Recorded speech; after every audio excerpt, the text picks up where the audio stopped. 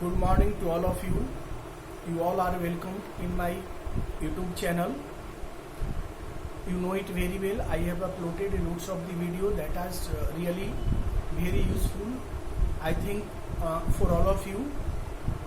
And today the video which is to be uploaded today, it also contains loads of information.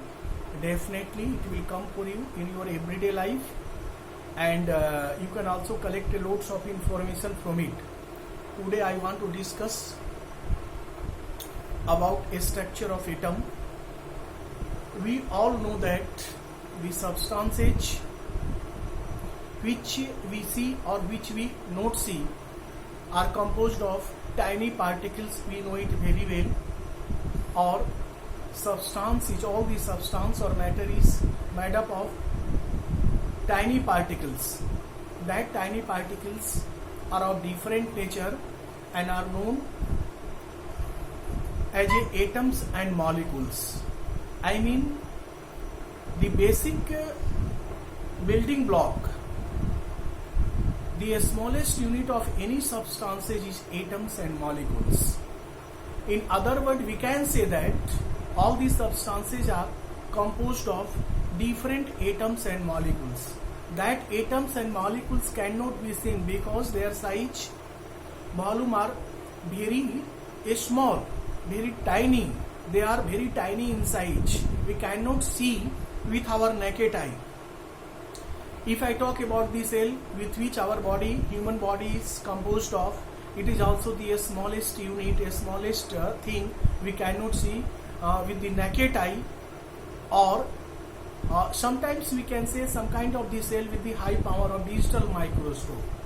So atom are not a thing that can be seen with our naked eye, but we can assume atoms and molecules with which the compounds are formed, with which the substances are formed, are the smallest unit of that matter, smallest unit of that substance. And one more important thing is that atoms are also composed of subatomic particles. We also know that subatomic particles are known as electron, proton and neutron. Now we should know where these subatomic particles exist in a matter, exist in a substances. We know the property of subatomic particles, electron, proton and neutron. Proton are positively charged particle, we know it very well. Neutron is not having any charge, it is neutral, and both proton and neutron exist in nucleus of the atom. I think the substance or matter having the solid circular space in this at the center, and that circular space, solid space, are known as nucleus. And that nucleus, in that nucleus, electron and proton exist. I think the nucleus is a positively charged area. Since proton is a positively charged subatomic particles and neutron are having no any charge, it is neutral. So the nucleus of substances, nucleus of atom are completely positively charged area, positively charged region. Then now we talk about the electron, the other subatomic particles. There is a circular orbit, there is a circular cell, a spherical cell in every atom, in every substances, and that circular path around the nucleus is known as cell or orbit. It is also called energy level. An electron moves around the nucleus on a spherical path or on in the orbit or subcell or energy level. Electron is a negatively charged particle, and the amount of negative charge of electron is equal to the amount of positive charge of proton. So the nature of electron it moves around the nucleus on a spherical path, and earlier we have discussed that spherical path is known as cell, orbit or energy level. All the different substances have the different number of electron, proton and neutrons. That's why different atoms, different matters are having the different number of cells or energy level. One more important thing is necessary to know here, that the substance are divided into three categories here: solid, liquid and gaseous, or we can say that metal, non-metal and metalloids. Generally metals like sodium, potassium, magnesium, calcium, iron, aluminum, barium, lithium, etc. Lots of the metals we know. Out of 118 elements, 118 atoms, some of them are metals, non-metals and others are metalloids. And these metals, non-metals and metalloids are also found in different state of matter like solid, liquid and gaseous. And every atom, because earlier I told I want to discuss about the structure of atom. So in a structure of atom, there is the arrangement of proton, neutron and electron, and every different atoms have the different number of electron, proton and neutrons. The nature of electron is to move around the nucleus on a spherical path, and that spherical path is known as energy level, orbit or cell.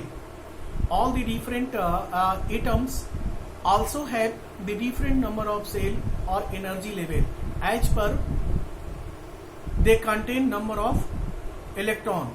If the number of electrons are higher, number of energy level or orbits are more.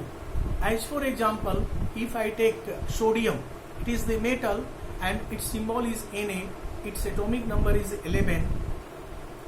The first cell in a structure of the sodium atom, it also contains the nucleus. In nucleus, it contains the proton and neutron. Number of proton is equal to number of electron, and atomic number we know it very well. It means there is 11 proton and 11 electron in sodium atom. 11 proton exist in nucleus, and the 11 electron, as per the capacity of cell or orbit, they moves around the nucleus. First cell, if I talk about the first cell, its name is K. Its capacity is 2. So 2 electron out of 11 electron of sodium exist in the first cell, which are very closest to the nucleus, and the remaining number of electron goes in another cell like L, M, N, O, P and something like this. The second cell is L. It contains the 8 electron. First cell contains the 2 electron. Now remaining number of electron in sodium atom is, out of 11, 2 has been given to the first cell. The remaining will be 9. So 8 electron out of the 9 electron goes in L cell, and all the 8 electrons moves around the nucleus on second cell, I mean L cell. The remaining number of electron is 1. It goes in the third cell, it is M. So sodium contain the 3 energy level or 3 orbits, and in last orbit it contain the last orbit, I mean for sodium, N is the last orbit, that is the third orbit. It contains the 1 electron. So its tendency towards the nucleus is weak. So it lose the electron, one electron that is the that is in outermost orbit. It can be left very easily. So like this, calcium contains the 2 electrons in outermost orbit, aluminum contains the 3 electrons in outermost orbit, potassium also contains the 1 electron in outermost orbit, but it contains the more number of cells as in compare of the sodium and calcium. So I think due to the experiment, due to the calculation of electron as per the capacity of cells and orbits,